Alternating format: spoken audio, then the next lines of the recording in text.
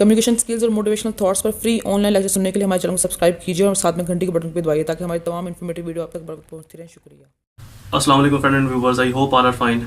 My name is Mubashir Iqbal. मसाइल और उनका हल, प्रॉब्लम एंड सॉल्यूशंस। बहुत बार ऐसा होता है कि हमारे साथ जब कोई मसला पेश आ जाए, कोई मुसीबत बन जाए, कोई प्रॉब्लम आ जाए, हम अपने आप को, अपने से जुड़े लोगों को या उस काम को कोसना शुरू कर देते हैं कि ये मेरी वजह से हुआ या तुम्हारी वजह से हुआ, मैं यहाँ पर आता ही ना, मैं ये करता ही ना, तो मेरे साथ ये मसला ही पेश ना आता, मेरे साथ ये प्रॉब्लम ही ना बनती। एक कहानी सुनाता हूँ आपको। एक शख्स अपनी एक नई गाड़ी में किसी सफर पर जा रहा था, तो उसका गुजर एक दरिया के पुल के ऊपर से हुआ। जैसे ही वो दरिया के पुल के दरमियान में पहुंचा, गाड़ी का टायर पंक्चर हो गया। वो उतरा और परेशान कि अब मैं क्या करूं, किस तरह से मैं इसका टायर चेंज करूं। अचानक उसने एक तरीका देखा हुआ था किसी टायर बदलने वाले को, टायर बदलते हुए, तो उसने अपनी गाड़ी से स्टपनी और बाकी जो औजार निकाले, टायर को खोला, गाड़ी की डिग्गी से नया टायर निकालकर उसको उस पुराने टायर के ऊपर लगाने के लिए लेकर आया। तो जैसे ही जो गाड़ी का टायर पंक्चर था वो उस जगह के ऊपर पहुंचा, तो जो उसने नट खोले हुए थे उस टायर के, उन बोल्ट को उसका पांव लगा और वो पांचों बोल्ट दरिया के अंदर जा गिरे।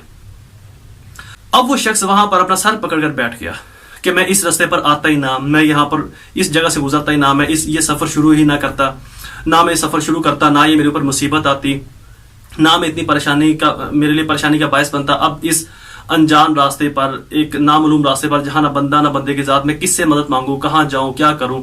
वो इन्हीं बातों को सोच रहा था और अपने आप को कोस रहा था और उस सफर को कोस रहा था। एक बात याद रखिए, आप जहां पर भी हैं, मुसीबतों और मुश्किलों का सामना आपको हर जगह पर करना पड़ेगा।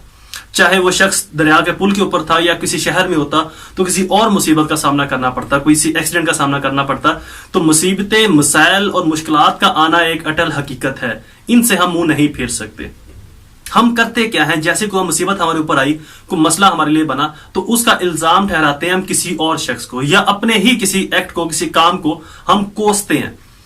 यही एक बहुत बड़ी वजह है कि जो हमें हमारे मसाइल से निकलने ही नहीं देती। माइंड जितना रिलैक्स होगा, जितना पीसफुल होगा, जितना ठंडा होगा, उतना ही बेहतर तरीके से सोच पाएगा। इतनी ही देर में वो शख्स अपने आप को कोस रहा था, गाड़ी के साथ बैठा जमीन पर, तो एक देहाती शख्स उसके पास पहुंचा, उससे बोला कि मैं आपकी कोई मदद कर सकता हूं। वो जो शख्स इतनी लग्जरी गाड़ी का मालिक था, उस देहाती शख्स को देखकर उसके दिल के अंदर हंसी है कि ये मेरी क्या मदद कर सकता है। इसको तो पता भी नहीं कि गाड़ी है कौन सी, गाड़ी का नाम क्या है, इसको क्या पता ये इस मसले में मेरी क्या मदद कर सकता है। यहां पर एक और बात याद रखिएगा कि किसी भी शख्स को कमजोर और कमतर नहीं समझना चाहिए। हर शख्स आपको कोई ना कोई मदद फराहम कर सकता है। एनीवे, उसने मायूसी के आलम में पूछा कि हाँ ठीक है, तू कर दे, क्या कर सकता है मेरी मदद। उसे बोला हुआ क्या है। कहता है मेरे चारों पांचों बोल्ट जो है वो दरिया के अंदर चले गए हैं, अब मैं अपनी गाड़ी को कैसे आगे लेकर जाऊंगा।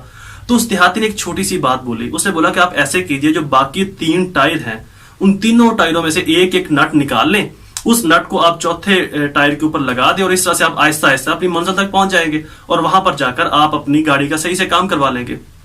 वो शख्स फौरन से उठा और खुशी से उसने उसको गले लगा लिया कि ये बात मेरे माइंड में क्यों नहीं आई, ये बात मैं क्यों नहीं सोच पाया। आपको पता है कि वो शख्स ये बात क्यों नहीं सोच पाया? उसकी सबसे बड़ी वजह कि वो शख्स उस वक्त उस मुसीबत को सोच रहा था, उस परेशानी को कोस रहा था जो उसके ऊपर बीती।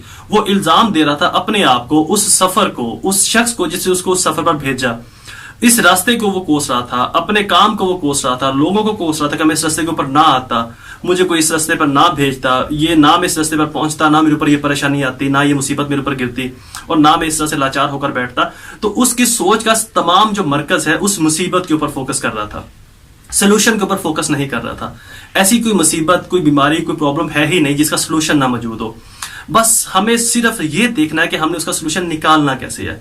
जब आप मुसीबत में उस मुसीबत के ऊपर फोकस करोगे, उस परेशानी के ऊपर फोकस करोगे, तो आपका माइंड नेगेटिविटी की तरफ जाएगा, पॉजिटिव थिंग नहीं सोच पाएगा।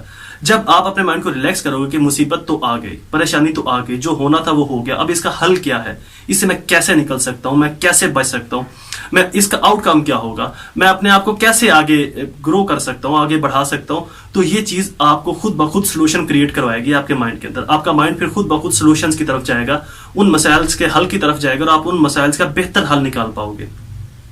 हमें मुसीबत के अंदर घबराना नहीं चाहिए। मुसीबतों का आना एक अटल हकीकत है, इनसे घबराना ये नाकाम लोगों की आदतों में शामिल है। मुसीबत का आना एक हकीकत है, उससे निपटना, उससे नबरदस्मा होना और उससे कामयाब होकर निकलना, ये एक कामयाब इंसान की अलामत है।